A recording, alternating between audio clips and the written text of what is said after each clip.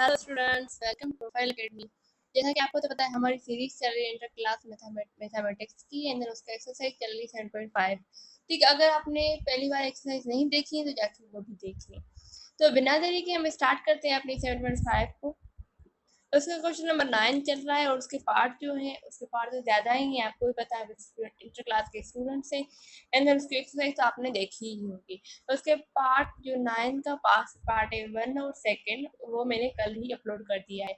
अगर आपने नहीं देखे तो देखा तो वो भी जाके देख लें, फुल एक्सप्लेनेशन एंड कॉन्सेप्ट के साथ अपलोड किया गया है। अब हम बात करते हैं question number part number 3 and then question number 9। ठीक है, उसमें क्या कह रहा है, इसमें दो इक्वेशन दी गई है।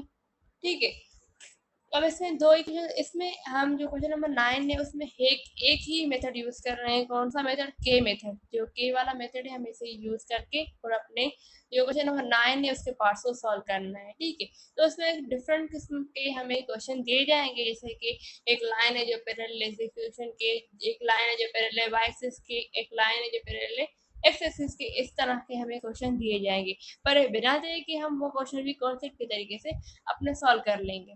ठीक है, तो बिना देरी के हम स्टार्ट करते हैं।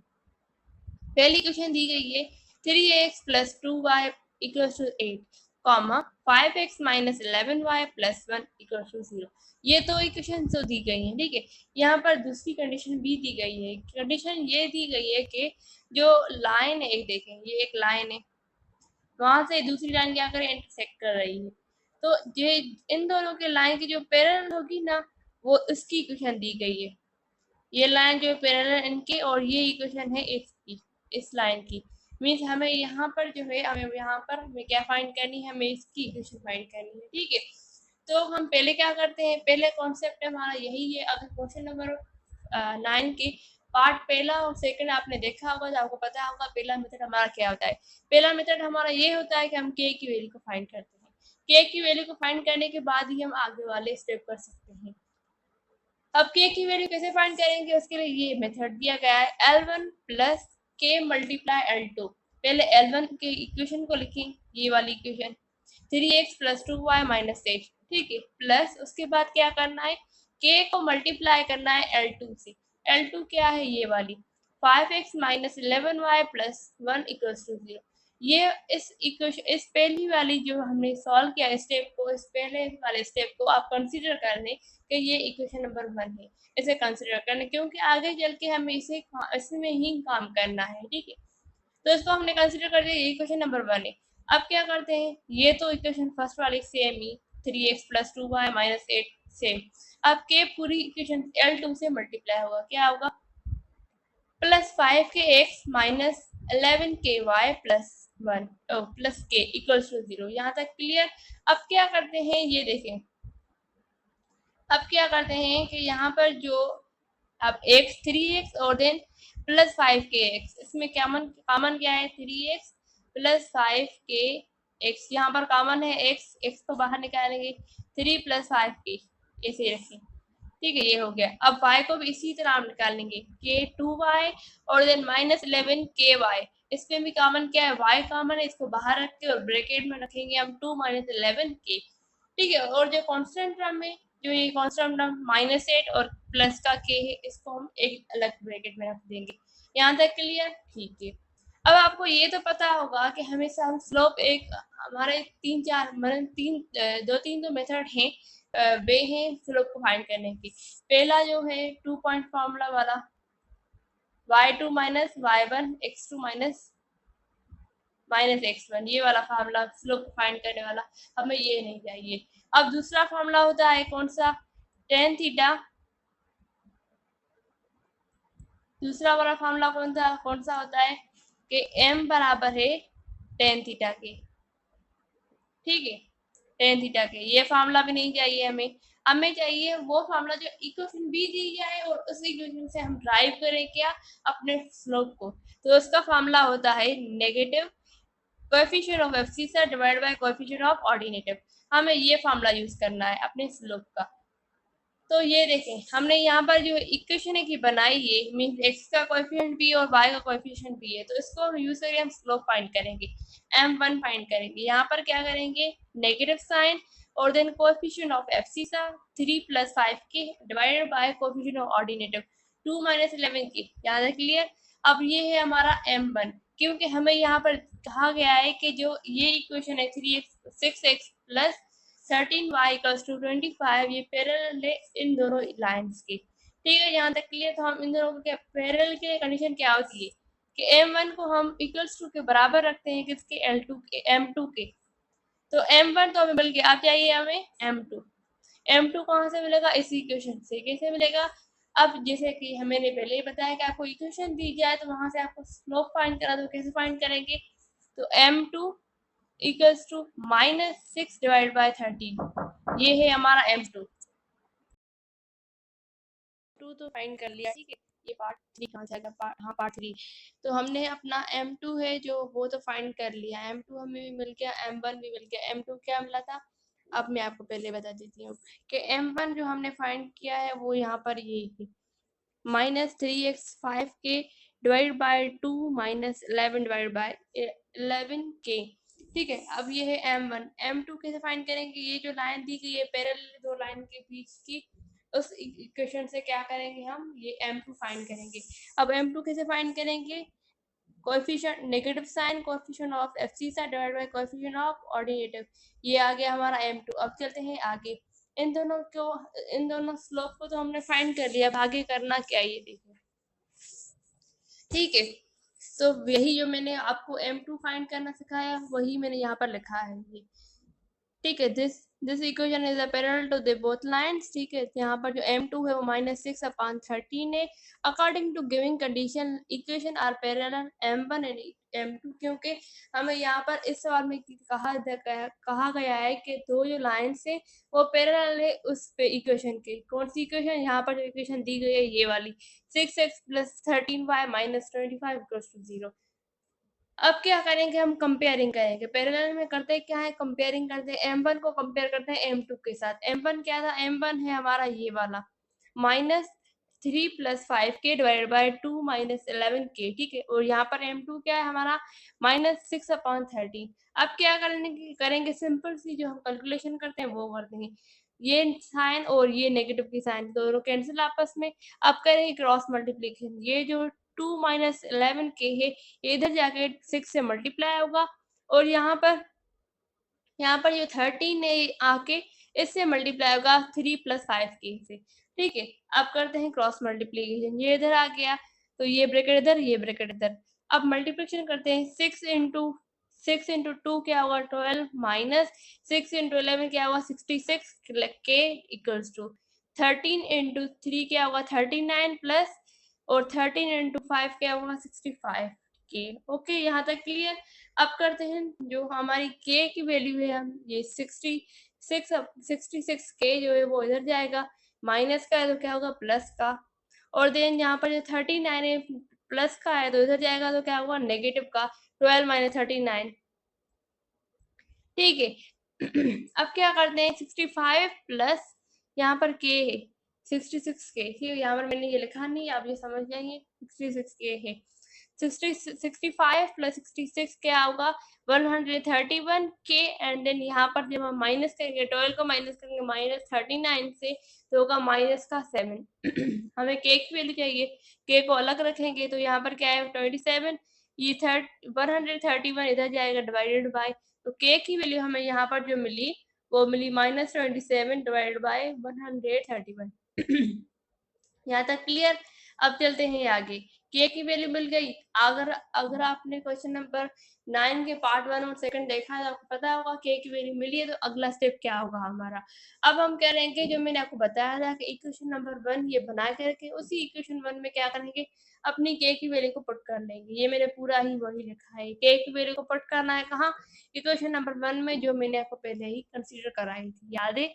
ठीक है, तो k की जगह पर क्या रखेंगे, -27 डिवाइड बाय 131। ये सेम यहाँ पर लिखा हुआ है 3x + 2y - 18 प्लस, अब ये k की value -27 divide by 131 and L2 5x - 11y + 1 = 0। Clear यहाँ तक। अब ये जो 13 है 131 है 31 है, यहाँ पर ये क्या होगा, इसकी एलसीएम निकालेंगे हम, ठीक है। -27 इस पूरी ब्रैकेट से मल्टीप्लाई होगा और 131 का एलसीएम निकालेंगे, तो यहाँ पर समझे कि आप 131 को भी मल्टीप्लाई करेंगे इस L1 से, क्लियर। तो अगर मल्टीप्लाई करेंगे क्या होगा, 393 x प्लस 262 y माइनस 1048, यहाँ तक क्लियर। अब -27 L2 से क्या होगा, ब्रैकेट से मल्टीप्लाई होगा, -1 माइनस यहाँ पर है तो -135x plus 297 y minus 27 equals to 0। अगर कोई भी कंफ्यूजन है तो आप कमेंट बॉक्स में पूछ सकते हैं, ठीक है। यहाँ पर मैंने पूरे स्टेप वाइज हर एक सॉल्यूशन रखी है, ठीक है। अगर आपको समझ में नहीं आ रहा तो आप कमेंट बॉक्स में पूछ सकते हैं, ठीक है। यहाँ पर मैंने हर स्टेप वाइज को मेरा लिखा है बार बार, जैसे कि आप हर स्टेप समझ सके।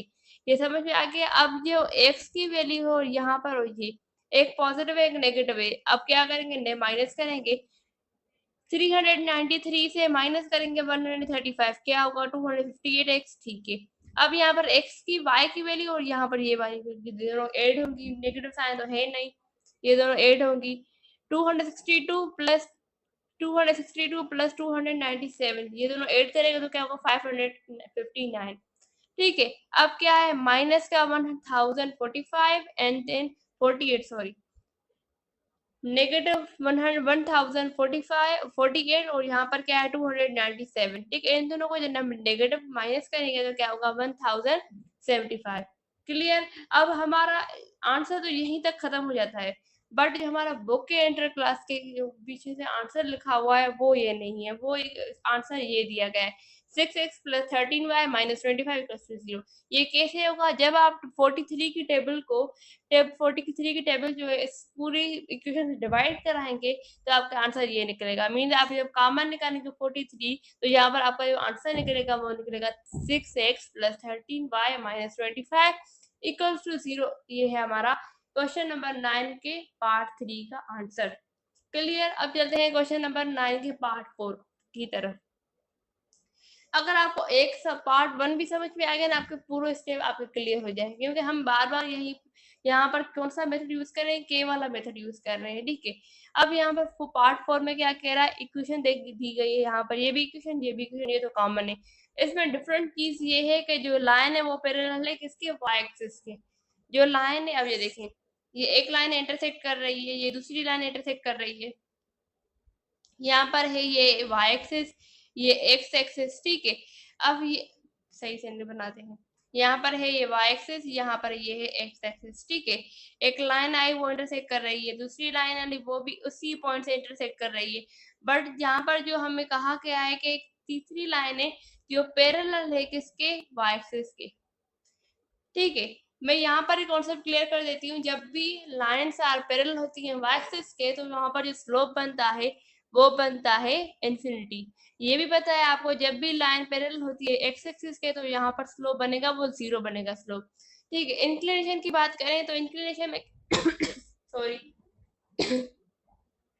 इंक्लिनेशन की बात करें तो यहाँ पर जो एंगल बनेगी हमारी क्या बनेगी, 90, ठीक है। यहाँ पर एंगल बनेगी 90 और यहाँ पर एंगल क्या बनेगी हमारी, जब हम इंक्लिनेशन की बात करें तो यहाँ पर हमारी एंगल बनेगी 0, ठीक है। ये आप कॉन्सेप्ट याद कर लें, क्योंकि हमें यहाँ पर पैरेलल की बात की गई, मीन्स हम फिर से क्या करेंगे, कंपेयर करेंगे M1 को कंपेयर करेंगे M2 से। तो यहाँ पर पहले ही हमने M1 इसी इक्वेशन से क्या किया, हमने अपनी ये स्लोप है वो फाइंड कर लिया। स्लोप यहाँ पर क्या होगा, इन्फिनिटी, इन्फिनिटी मीन्स ये बराबर होता है इन्फिनिटी 1/0 से। इन्फिनिटी किसके बराबर होता है, इन्फिनिटी किसके बराबर होता है, 1/0 के। मीन्स हम बराबर जो रखेंगे हमारे स्लोप को 1/0 के बराबर रखेंगे। यहाँ तक क्लियर, मैंने ये तो समझा दिया। अब चलते हैं, अब जो सेम वाले स्टेप करें वो स्टेप हम यूज करेंगे। क्या करेंगे, के वाला मेथड। के वाला मेथड में क्या है, L1 प्लस होगा L के और के को मल्टीप्लाई करेंगे L2 से, फिर ही L1 को ऐड कर देंगे, ठीक है, उसकी इक्वेशन को। अब क्या है, L1 क्या है 2x minus 3y plus 4 plus के और के मल्टीप्लाई हुआ के L2 से, L2 क्या है 3x minus 3y minus 5 plus 0। यहाँ तक क्लियर। अब के को पूरी L2 से क्या कर देंगे, हम मल्टीप्लाई कर देंगे। ये तीसरा स्टेप हमारा, ये same 2x minus 3y plus 4, ये सेम। अब के मल्टीप्लाई होगा L2 से 3kx minus 3 k y minus 5k equals to 0।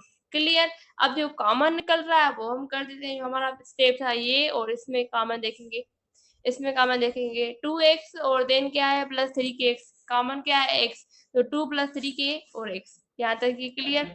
यहाँ से हमने ये भी क्या कर दिया, ठीक है, यहाँ पर हम ये अब कर देते हैं। ठीक है, यहाँ पर ये कॉमन निकल गया।